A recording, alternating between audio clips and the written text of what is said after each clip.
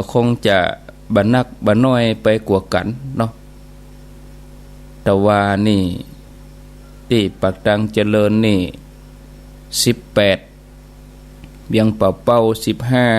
15วันนี้ปากตังเจริญ16เวียงป่าเป้าก็ประมาณ14วัดจันทร์นี่10องศาแต่ว่านะที่อำเภอกัลยาณิวัฒนา10องศาโอ้อากาศเย็นมาเนาะศรัทธาญาติโยมก็เปิงเฮ้อเปิ้นเดือนนี้พอจะดับนี่แล้วเดือนเกี่ยงปุ่นก็ซ้ำจะหนาวนี่ศรัทธาญาติโยมเดือน4กะเดือน3เดือน4เดือนเกี่ยงแล้วไปละเดือนนี้แล้วก็เดือน3เดือน3แล้วก็เดือน4เดือน4นี่ก็จะได้จีข้าวหลามแล้วเนาะเผาข้าวหลามเนาะโอ้ศรัทธาญาติโยมท่านทั้งหลายถึงเวลาก็มาพบกันในรายการเสียงธรรมแสงอรุณ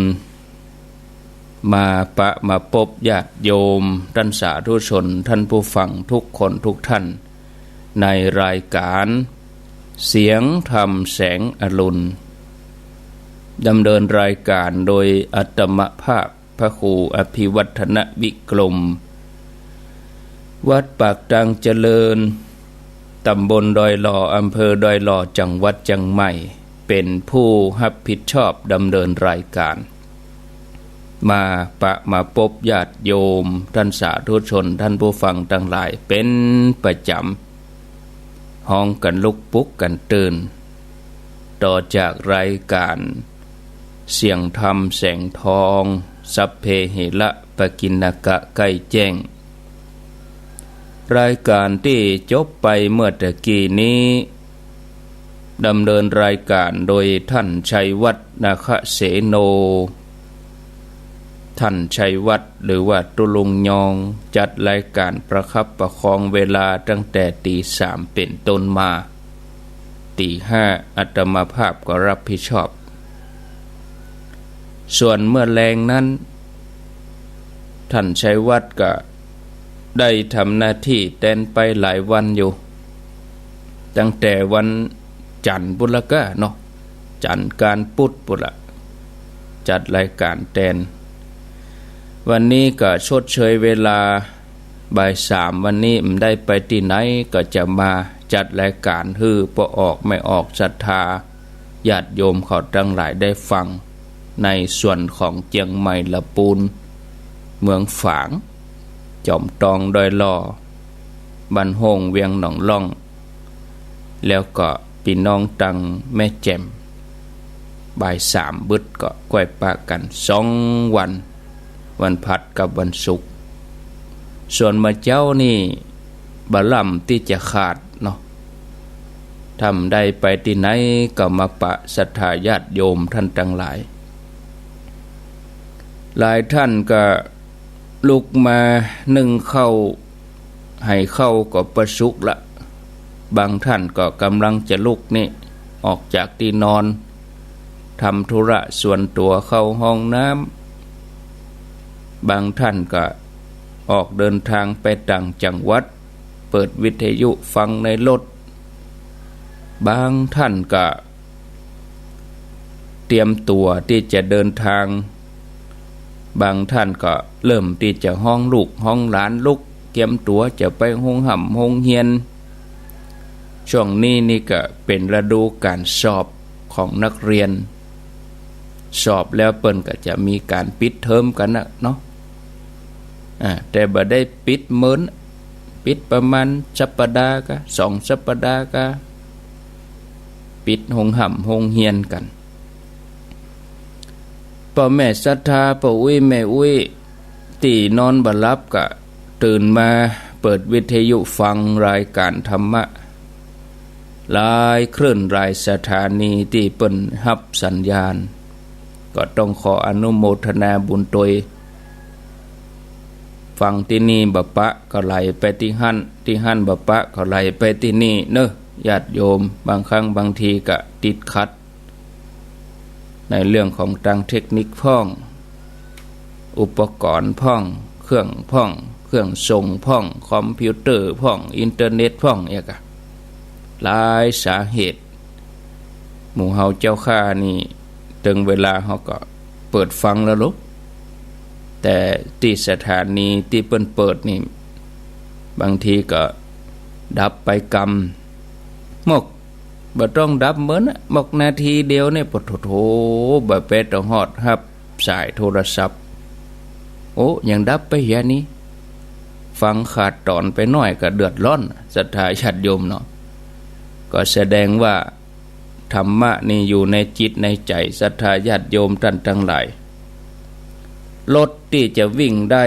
ตามท้องถนนเครื่องยนต์ก็ต้องดีต้องมีของดีหลายอย่างช่วยกันทำให้รถนั้นวิ่งได้ล้อก็เครื่องยนต์ก็อุปกรณ์หลายอย่างเครื่องทรงเฮาก็เหมือนเดียวกันวิทยุแต่ละสถานีนี่ก็เหมือนเดียวกันอย่างที่เคยเปรียบเทียบญาติโยมท่านทั้งหลายว่าการจราจรเจ้ามาเฮาก็ต่างคนต่างเอารถออกบ้านไปมืดตีสองตีสามนี่รถบ่มีถนนก็โล่งดึกมาตีหนึ่งรถบ่มีถนนก็โล่งรถยนต์ต่างคนต่างจอดที่บ้านสถานีวิทยุก็เหมือนเดียวกันเจ้ามืดนี่บางที่เปิ้นก็เปิดเตื้อก็โล่งน้อยดูต่างฟังจราจรทางอากาศโล่งน้อยแต่ขวายมาก็มาวันมันได้ยินบัดซัดนะท่านพระครูก็เหมือนเดียวกันนะเมื่อวันกับจราจรทางอากาศสถานีเปิดนักเปิดหลายมันก็รบกวนกันไปอันใดแห้งก็เบียดอันที่บ่แห้งเนี่ยมันไปเบียดกันบนอากาศปุ่นลุกคลื่นนี่นะอันที่เฮามาเข้าใจญาติโยมทั้งหลายจะฮือมีก็ของเฮาสถานีเดียวมันก็เป็นไปไม่ได้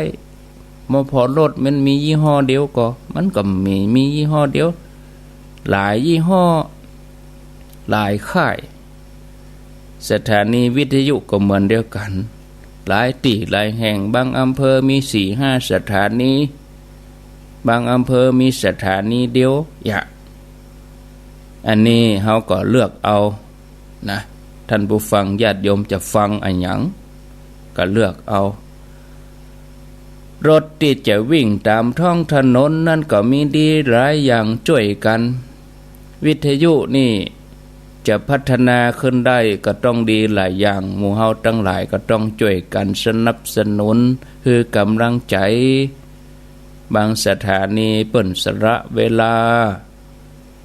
บางคลื่นเปิ้นเป็นคลื่นธุรกิจคลื่นชุมชนคลื่นสาธารณะ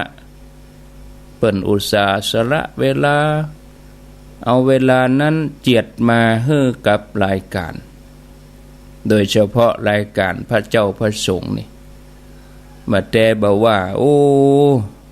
ไผจะมาสนับสนุนท่านเนาะท่านผู้ฟังไอ้นั้นญาติโยมท่านทั้งหลายก็ต้องขอบคุณต้องอนุโมทนาบุญกับสถานีวิทยุคลื่นต่างๆเปิ้นตวยบ่ใจจะชื่นชมเฉพาะคนจัดรายการไม่ใช่จะยกย่องเฉพาะผู้ที่อยู่นี่ต้องยกย่องสถานีเปิ้นมีกุลเนาะอาตมาเขานี่เพียงแต่อย่างเดียวจะเก่งจังอย่างได้สถานีวิทยุดับมันก็ไปไม่รอดนะไปไม่ได้นะอิงอาศัยซึ่งกันและกันเนาะฉะนั้นก็ขอบคุณทุกที่ทุกแห่งที่ว่าของดีอันแรกที่จำเป็นนั่นก็อย่างที่ว่านะเครื่องยนต์ของรถเครื่องยนต์ต้องดีรถถึงจะวิ่งได้วิ่งไปไกลคนขับก็มั่นใจถ้าเครื่องยนต์เสียอย่างเดียวถ ถึงแม้น้ำมันจะดีถนนจะดีคนขับจะดีขับรถเก่งยังได้ก็ตามแต่เครื่องยนต์มันเสียรถก็คงจะวิ่งบนท้องถนนบ่ได้คนเฮาก็อย่างเดียวกันเนาะท่านผู้ฟังคนเฮานี่จะเจริญก้าวหน้าได้ต้องมีดีหลายอย่างแต่ที่สำคัญที่สุดแล้วก็ขาดบ่ได้อยู่อย่างหนึ่งก็คือตัวเฮาเองต้องเป็นคนดีมาลงตัวเนี้ยถ้าไปเป็นคนบดีเป็นคนเสียแม้จะเกิดในตระกูลดีนามสกุลดังอย่างใดหน้าที่ดีอย่างใดกิจการดีอย่างใด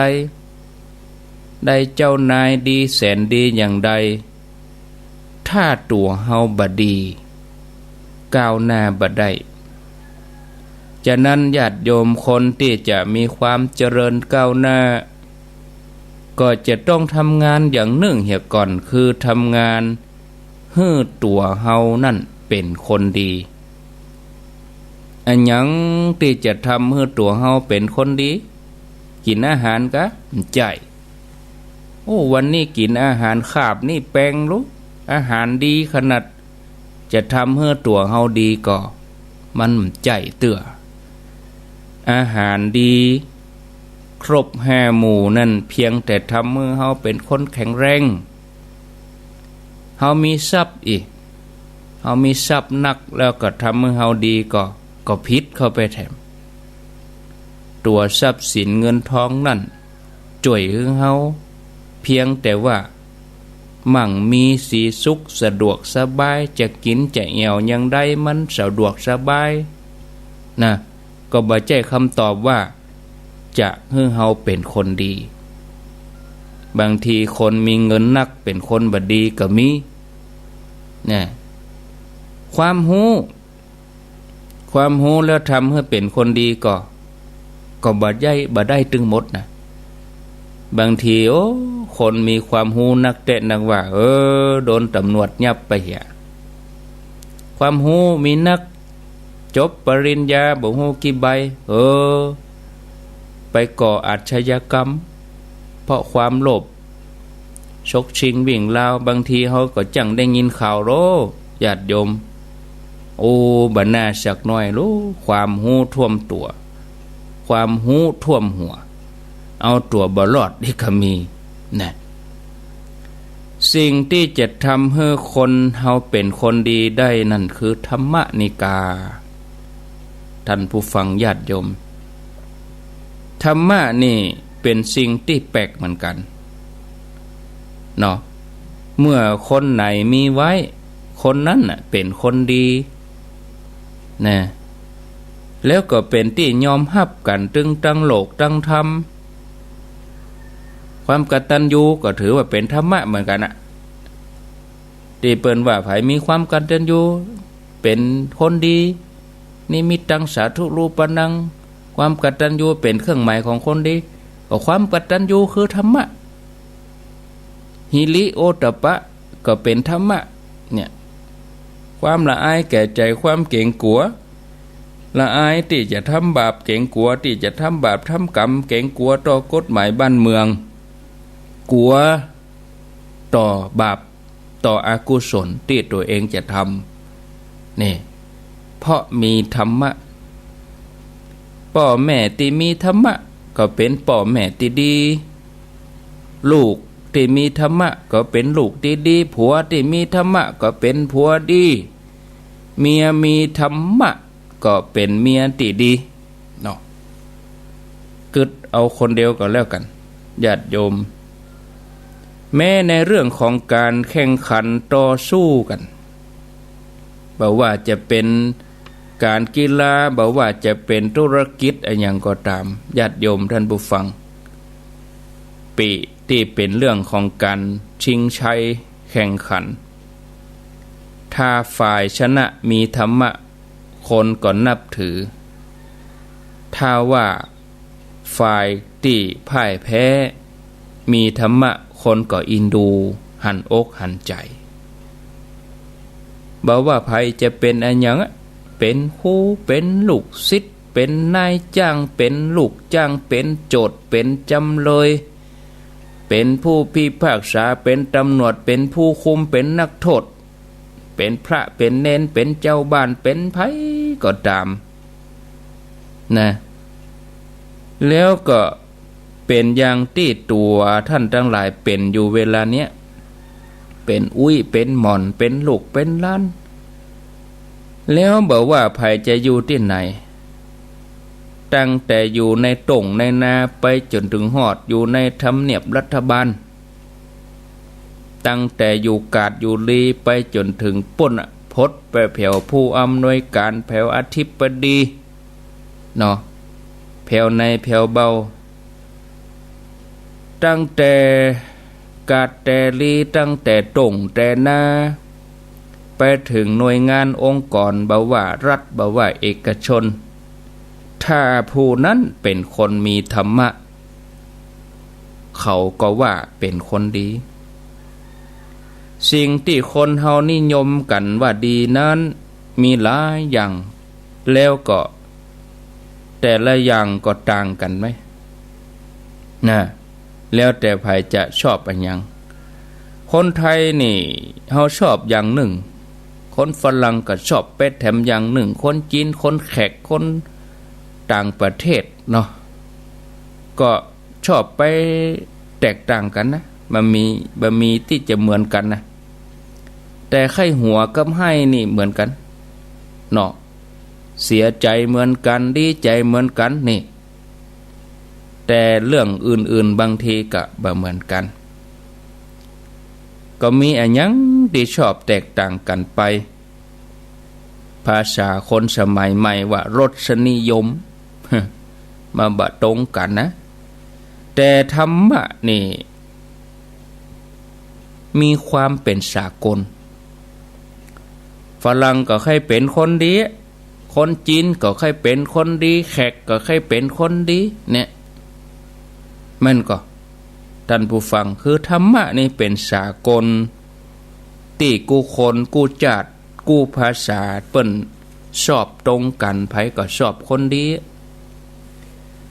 ท่านผู้ฟังญาติโยมการที่เฮาอู้ถึงธรรมะซ้ำๆญาติโยมเขาได้ฟังกูเจ้ากูแรงกูค่ำนี่ก็คงจะบ่ทำให้ท่านผู้ฟังเขารู้สึกเบื่อก็หะนะบางเรื่องก็ฟังไปก็มีกำลังใจบางเรื่องฟังไปก็ใจหดหูนะทำให้เฮานั่นตั้งอยู่ในความประมาทบางทีเฮาก็ถ้าจะคิดว่าประเด็นนี้เลยเกิงค่อนพุทธกาลมาแล้ว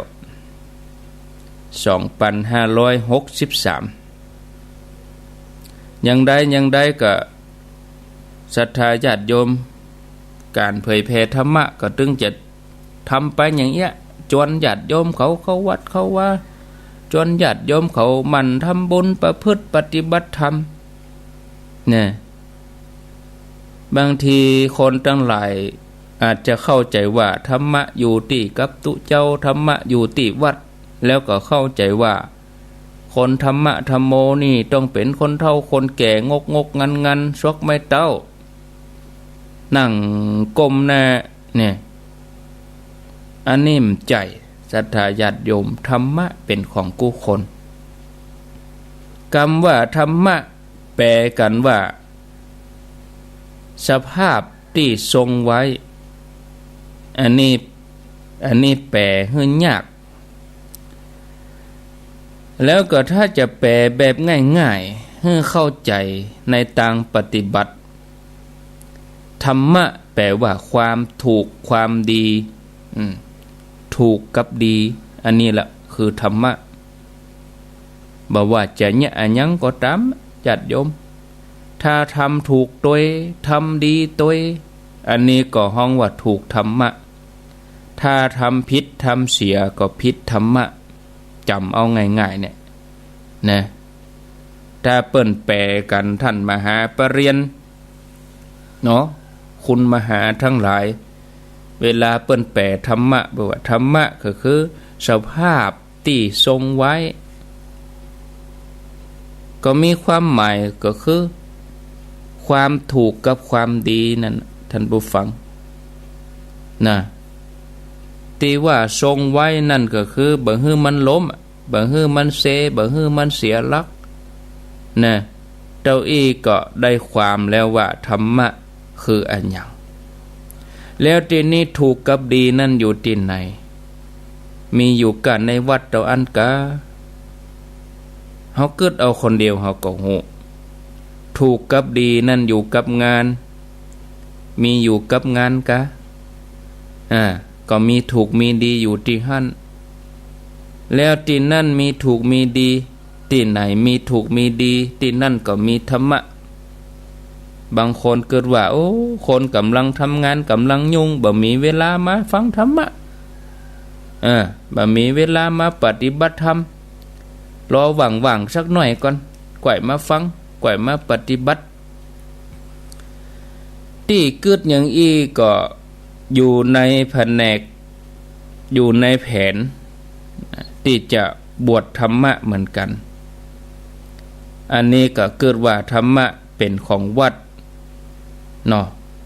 แล้วก็เป็นของคนว่างงานความจริงธรรมะก็อยู่ในกับงานหั่นเนาะอยู่ในเนื้องานหั่นเนาะที่เฮาได้ปะได้พบแต่ละมื้อแต่ละวันมื้อตาก็เป็นธรรมะแล้วรับตื่นมื้อตาก็เป็นธรรมะเป็นธรรมะอย่างใดเอาเกิดว่าวันนี้เฮามีลมหายใจวันนี้เฮายังมีความรู้สึกอยู่ตื่นเจ้ามาเฮายังได้ฟังกันอยู่เฮาตายแล้วลูกวันนี้เนี่ยอันนี้เป็นธรรมะแต่ว่ามันผ่านไปแล้วเป็นอดีตเวลานี้บัดเดี๋ยวนี้เป็นปัจจุบันวันผูกยังมาถึงเตื้อ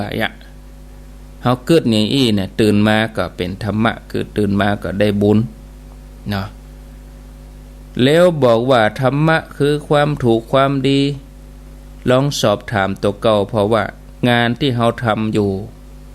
งานที่เฮาว่ายุ่งนั่นน่ะในการทำจะต้องทำให้ถูกทำให้ดีก่อนถ้าต้องการทำให้ถูกให้ดีก็หมายความว่างานนั้นเป็นธรรมะในตัวง่ายๆอยู่ที่ไหนก็เป็นการปฏิบัติธรรมเหมือนกันแม้แต่แม่ครัวเนาะตื่นมาเมื่อเจ้านี่กำลังดังไฟมีแล้วก็ดังไฟนี่เปิดแก๊สบบเนี่ยนึ่งข้าวก็ดีล้างผักก็ดีล้างถ้วยก็ดีกวาดบ้านถูบ้านซักผ้าก็เป็นการปฏิบัติธรรมอยู่ในตัวคือว่าเฮากวาดบ้านนั่นน่ะเฮาซักผ้าเฮาล้างผักใจเฮามีไหนถ้าใจลอยก็เป็นว่าทำงานนั่นเป็นเรื่องถ้าใจเฮาจดจ่ออยู่หั่นอยู่กับเนื้อกับตัวการทำงานก็ได้ผลก็แสดงว่าเฮามีธรรมะใจอยู่กับเนื้อกับตัวเนี่ยคนเฮาทั่วไปอู้กันดีๆฟังกันดีๆถามกันดีๆตอบกันดีๆซื้อกันดีๆขายกันดีๆนักเรียนฟังครูสอนครูก็สอนดีๆนักเรียนก็ตั้งใจดีๆเนี่ยทำเลขดีๆเขียนหนังสือดีๆอันนี้ก็เป็นธรรมะเนี่ยท่านผู้ฟังใครย้ำว่าธรรมะนั้นน่ะเป็นเครื่องมือสำหรับทำงานโดยตรงยิ่งคนทำงานนักก็มีความจำเป็นที่จะต้องใจธรรมะให้นักเป็นจะได้นะถึงลงกึดไปว่าจะฮื้อธรรมะรอก่อนกลัวที่จะมีธรรมะกลัวที่จะเข้าหาธรรมะก่อนรอก่อนรอฮื้อแก่แถมหน่อยก่อนรอฮื้อว่างงานแถมหน่อยก่อนโอ้ท่านผู้ฟังญาติโยมเสียเวลาแล้วสังขารร่างกายเฮาก็บ่ใจรอก่อนนะไปตั้งหน้าติ๊กๆนะเหลือเวลาแถมเดือนเกิงหมดแล้วนะปี63หมดแล้วมันปิกมาแหมแล้ว63ไปแล้วไปเลยเนี่ยท่านผู้ฟังญาติโยม การเกิดว่าถ้าจะปฏิบัติธรรมก็กลัวว่าตัวเก่าจะเสียเวลาทำงานนี่นะเมื่อเข้าใจความหมายของธรรมะเขาก็หมดกังวลเพราะความจริงนั้นการทำงานโดยการหันหลังให้ธรรมะเป็นการกึดผิดนะญาติโยมนะบอกว่าโอ้เมาไปฟังธรรมเมาไปนั่งไฟพระเมาอย่างเสียเวลาอย่าโอ้อันนี้เข้าใจผิดขอโทษเนอะญาติโยมก็เพราะว่าเฮากลัวเสียเวลานี่กะบางคนจะหารายได้โดยสุจริตกลัวว่าตัวเองจะรวยจ้ากลัวเสียเวลาก็เลยรวยทางลัดนี่ไปก้าขายสิ่งผิดกฎหมายไปจี้ไปปล้นเปิ้นนี่มันก็ผิดตึงกฎหมายผิดตึงธรรมะอันเนี้ยเพราะกลัวเสียเวลารวยบัดรันเปิ้นนี่ผลสุดท้ายก็ต้องมานั่งเสียเวลาไปนั่งอยู่ในคุกปุ่นบ่ฮู้กี่ปีเพื่อออกมาคนอื่นเปิ้นก็ปรวยไปแล้วอีกก็มีแหมะบางคนวิตกไปว่าถ้าตัวเก่าปฏิบัติธรรมจะทำให้ความสนุกสนานลดลงไปคนหนุ่มคนสาวนี่เขากลัวลูกมาไหว้พระไหว้หยังก็จะบัดตันสมัยแล้วมานุ่งขาวห่มขาวความสนุกสนานนั้นลดไปคลายไปคล้ายๆกับว่าธรรมะนี่เป็นการกั้นขังตัวเก่าจะอันยังก็บ่สะดวกกลัวพิษไปเหี่ยหมดชีวิตของคนที่เข้ามาตังธรรมะนี่บ่ได้คับแคบอย่างที่เข้าใจคนมีธรรมะนี่ญาติโยมทั้งหลายเปิ้นก็จะวิถีชีวิตของเปิ้นก็จะเป็นธรรมะนะธรรมะจัดสรรหรอมีครอบครัวก็มีครอบครัวที่ดีลูกที่ดีสามีภรรยาที่ดีเป็นธรรมะนะจะอยู่ที่ไหนจะทำกิจกรรมอันใดก็เป็นธรรมะท่านผู้ฟังญาติโยมท่านสาธุชนท่านทั้งหลายท่านทั้งหลายญาติโยมที่หวังความเจริญก้าวหน้าก็ฮึกึดเพราะว่าเฮาได้เปิ่งธรรมะตั้งแต่อยู่ในท้องแม่แล้วธรรมะยังฮือป่อฮือแม่เฮามีเมตตากรุณาต่อเฮาธรรมะทำฮือเปื้อนมนุษย์ของเฮาในฐานะที่เป็นเปื้อนเกิดแก่เจ็บตายเป็นมิตรกันในถึงเวลายามที่เฮาเจ็บไข้ได้ป่วยเฮาก็มีหมอที่มีธรรมะหันอกหันใจถึงเวลาที่เฮาพลาดพลั้งไปเฮาทำความผิดแต่ตำรวจมีธรรมะผู้พิพากษามีธรรมะจนถึงผู้คุมมีธรรมะเฮาก็ยังพอที่จะประทังตัวไปได้ธรรมะแม้จะเกิดอยู่ในใจคนอื่นก็ทำให้เฮาได้รับอานิสงส์พลอยที่จะทำให้เฮาร่มเย็นเป็นสุขไปโดยถ้าเฮาปลูกธรรมะเกิดขึ้นในใจของเฮาพอพ่องหรอ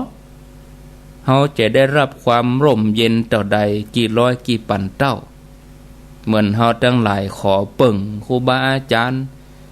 มีครูบาอาจารย์ตนนั้นตนนี้เฮาเอาธรรมะไปผูกกับเปิ้นเข้าหาครูบาอาจารย์ตนนั้นตนนี้อย่างมาจุ่มมาเย็นอย่างมาม่วนอกม่วนใจเฮายังบ่ลองปลูกธรรมะตัวนี้คุณธรรมตัวนี้ไว้กับตัวเก่าเอง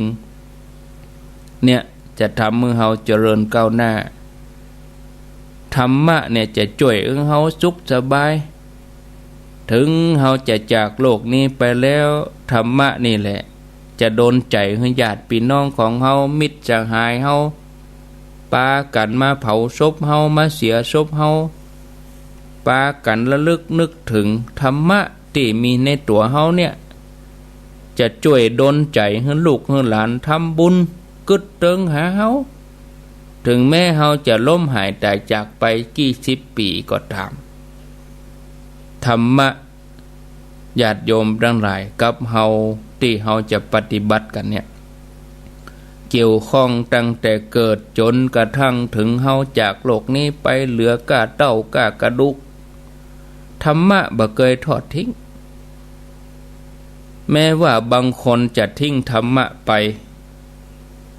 จนได้รับความทุกข์ทรมานในที่สุดก็ยังจะต้องหันปิกมาเปิ่งธรรมะเฮือจ่วยในโลกนี้มีอันหยังแถมที่จะดีกว่านี้บ่มีแถมแล้วท่านผู้ฟังญาติโยมท่านทั้งหลายจากที่อู้มาเนี่ยโดยเหตุผลเนี่ยธรรมะก็เลยมีความจำเป็นอยู่ในความต้องการของคนทั้งหลายบ่เสื่อมคลายเฮาเรียกร้องห้องหาธรรมะกันอยู่ทั่วไปตึงในวัดตึงในบ้านตามท้องถนนการสัญจรไปมาตามกาดตามลีบนรถในเรือทุกที่ทุกแห่งเฮาเรียกร้องห้องหาธรรมะทั่วไปแต่เฮายังปฏิบัติธรรมะเฮายังมาเอาธรรมะแล้วเฮาไปเรียกร้องหาธรรมะกูคนต้องการธรรมะกันบ่ใจกาเฮายอมเสียอยู่เห็นน้อยติว่าญาติโยมทั้งหลายเฮาล่ำร้องห้องหาจะให้คนอื่นได้แจกธรรมะให้ตัวเฮาบางทีแจกหนังสือธรรมะไปเนี่ยเปิ้นแจกหนังสือเฮาก็บ่ล่ำได้ไปอ่านแต่ขอตัวเองได้เหี้ยคนอื่นได้แล้วตัวเองต้องได้มันบ่ใช่การเข้าถึงธรรมะแต่ก็การที่ไปรับเอาหันคนอื่นได้แล้วตัวเองไปได้มันเป็นความโลภมันเป็นความน้อยใจซึ่งเฮาขาดธรรมะตัวนี้ไปแทนที่เฮาจะเกิดว่าเปิ้นแจกหนังสือธรรมะคนอื่นได้ไปก็เดียเพราะว่าเปิ้นจะได้เอาไปอ่านตัวเฮาเองเฮามีธรรมะแล้วเฮามาอ่านก็ได้มันเป็นหยังเฮาพอใจเฮานี่เฮามีธรรมะแล้วแต่บางคนบ่กึดอย่างอ่านเวลาไปรับแจกหนังสือได้ป้าของตัวเองได้ให้ตัวเองได้กำได้ถือลาตำราเอาไปวีเอาไปวีแป่งพัดกันความห้อนไปบ่ได้กันกิเลสซะกำเอาไปกันความห้อนเอาไปปกหัวเอาไปแป่งจ้องฝนตกมาเอาหนังสือธรรมะปกหัวแน่อ่านไปมันได้อ่านไปถึงบ้านเอาจงโบนะขอให้ได้ก็พอขอให้ตัวเองได้สิทธิ์นั่นก็พอนี่ญาติโยมทั้งหลายบ่ได้ปลูกธรรมะขึ้นมาในใจแม้แต่น้อยนะเอาแล้วเนาะวันพวกจะอู้เรื่องกิเลสวันนี้อู้เรื่องธรรมะแน่พอเวลาแล้วก็พอดีแล้วเนาะครั้งแถม15 นาทีวันที่18ญาติโยมวันนี้วันที่12ก็วันที่18ก็เชิญชวนร่วมงานวางศิลาฤกษ์สร้างเจดีย์ที่วัดมงคลวารีแล้วก็สร้างวิหารตัว2อย่างพร้อมกันที่วัดมงคลวารีวันที่18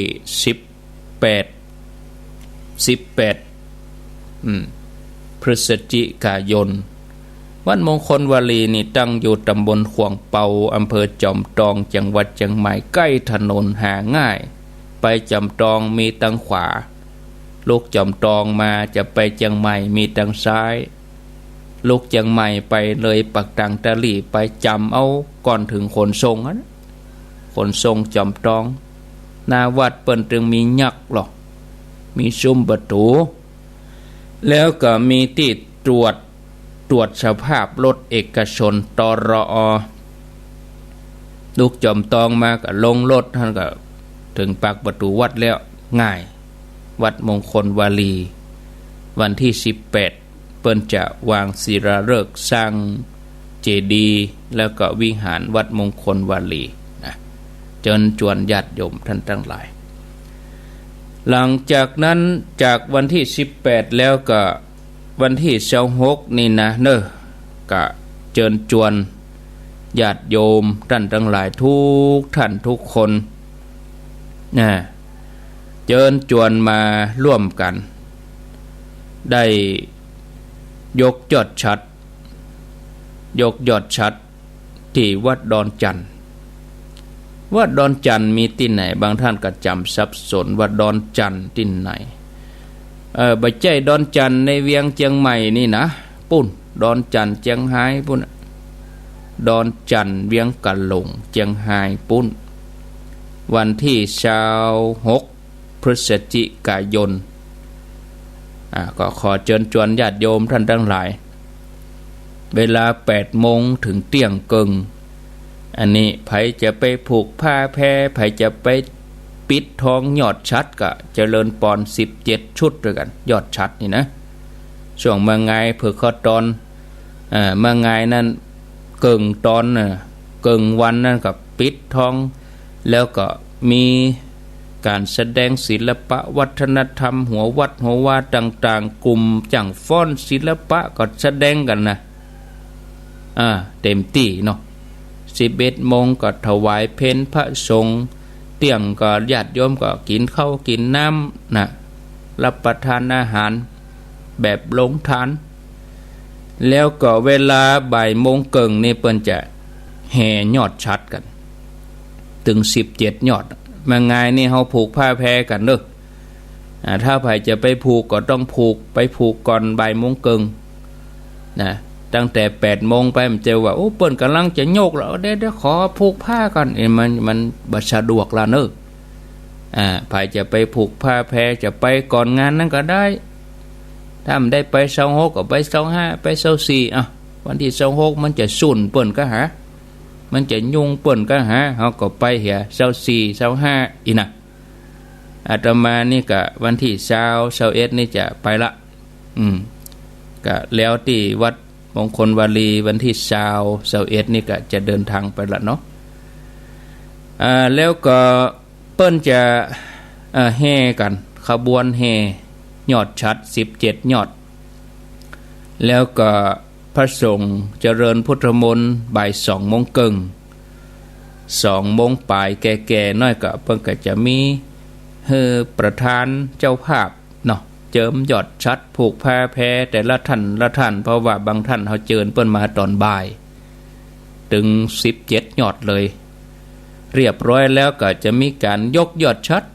เวลาบ่าย2 โมงปลายญาติโยมท่านทั้งหลายแล้วก็จะมีการกล่าวคำถวายเจดีย์กล่าวคำถวายยอดชัดถวายในพุทธศาสนาพระสงฆ์อนุโมทนาเป็นเสร็จพิธีประมาณ 5 โมงแลง4 โมงครึ่ง5 โมงก็เสร็จพิธี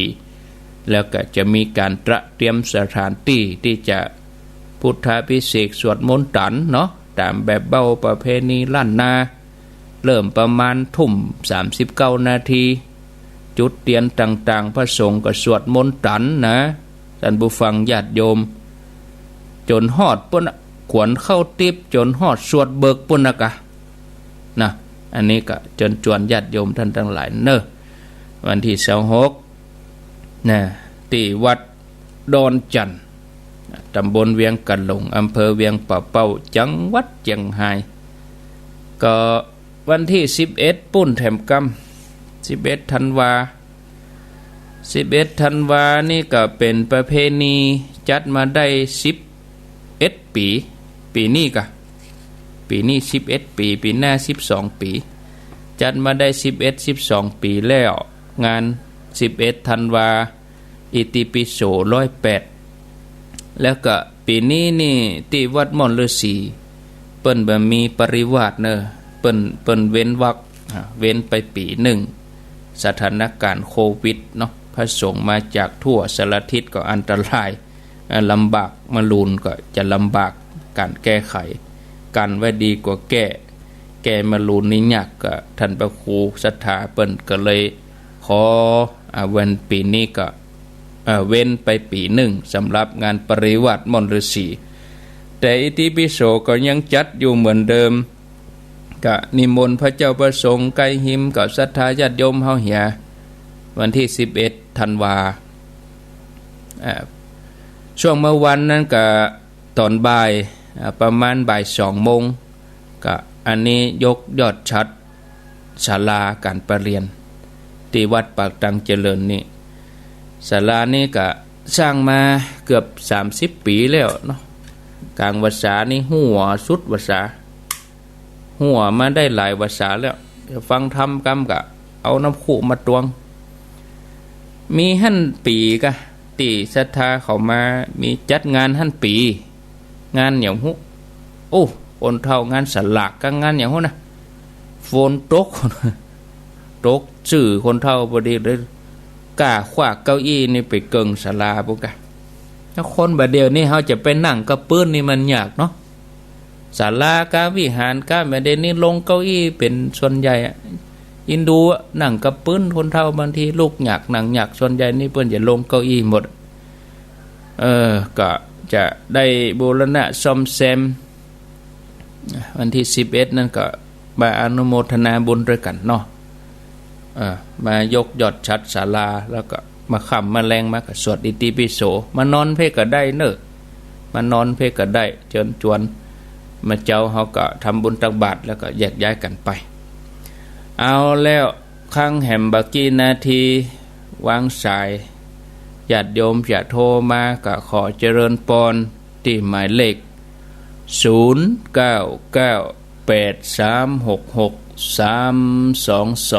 เอา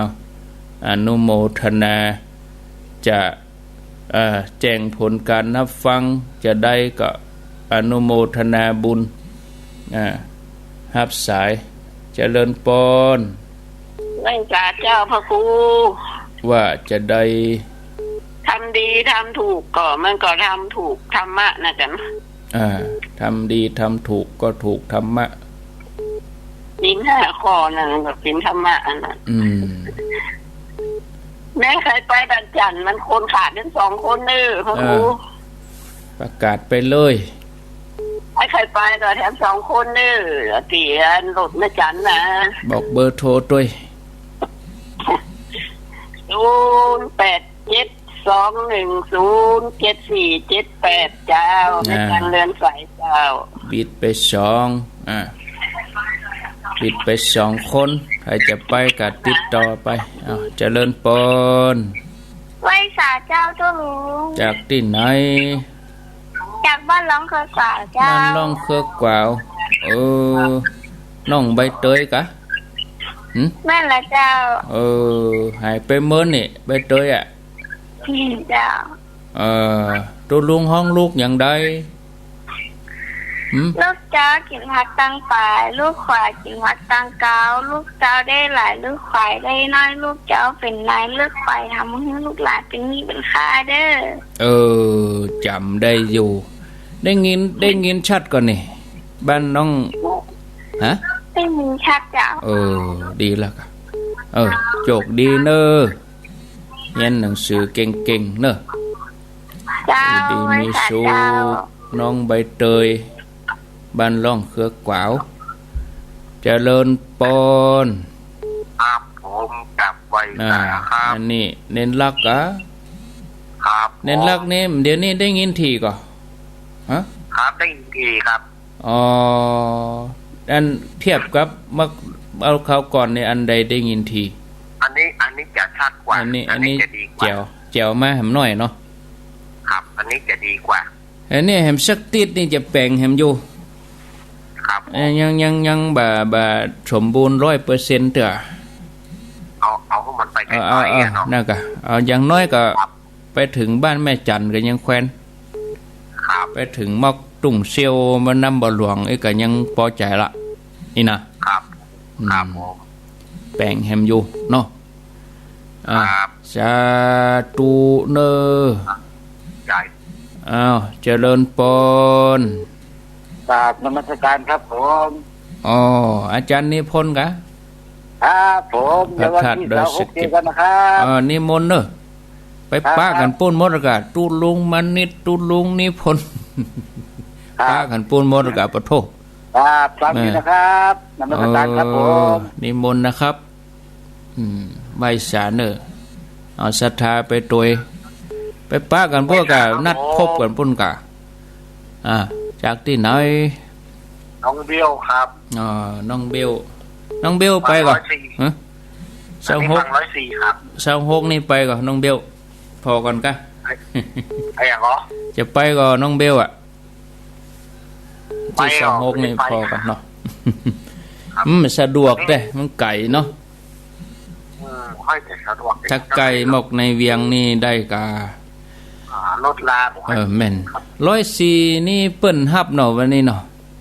ครับครับ เปิ้นฮับอยู่ เดี๋ยวงานพระครูนี่ก็ได้จะถ่ายทอดอยู่นะ แล้วก็เปิ้นไปก็เป็นนอนวันที่25เปิ้นไปแล้วเหรอ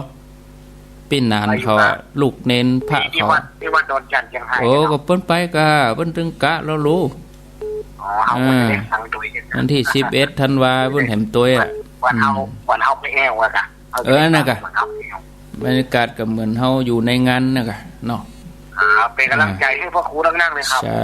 ธุอันนี้น้องเบลเจริญปน ไว้เกิดเจ้าแล้วก็ครู จากที่ไหน ไม่ของเจ้า แม่คองอ๋อแม่คองแม่กะได้ยินชัดดีกะแม่คอง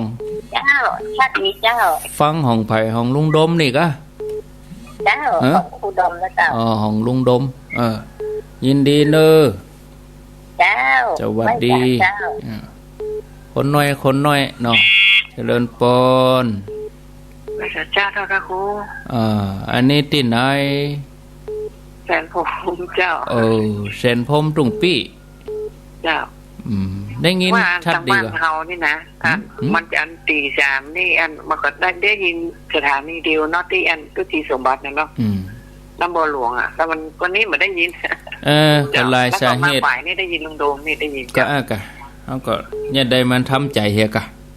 เจ้า ได้ยินก็ทำใจเฮียมันหลายสาเหตุอินเทอร์เน็ตพ่องเครื่องส่งพ่อง